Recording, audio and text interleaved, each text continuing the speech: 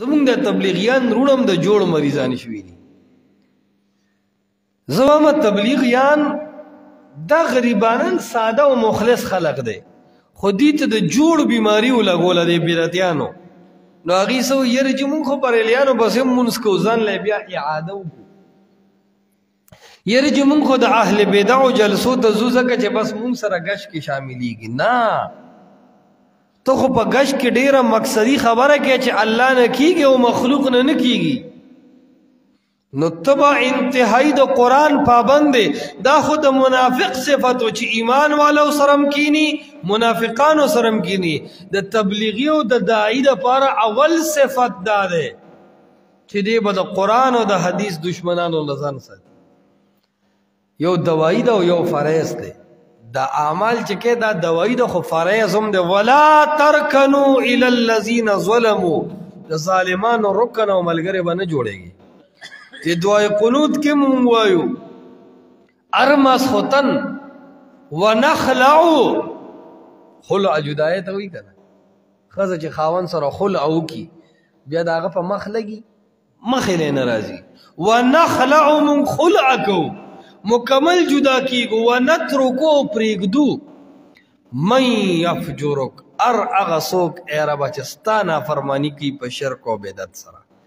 من لفظاً مفرد دے و معنن عام دے، که مولا دے و که امی دے، من که بادشاہ دے و که کتا سڑے دے، من که مالدار دے و که غریب دے. یفجرک خوجستا نافرمانی کئی اللہ زمون تے بائی کاٹ دے.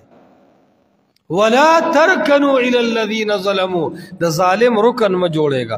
قرآن وی اتقوا اللہ وکونوا مع الصادقین، د الله نه ویریږه او د رښتونو خلکو ملګری جوړ شه.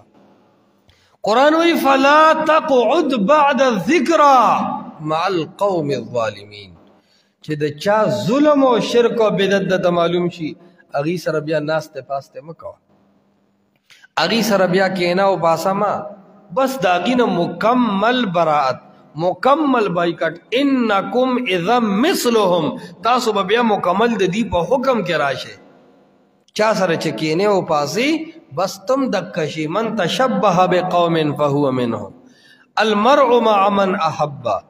او قرآن وی لا تتخذوا اليهود والنصارى اولیاء، یهود او نصارا سره دوستی مکوئ. ولې؟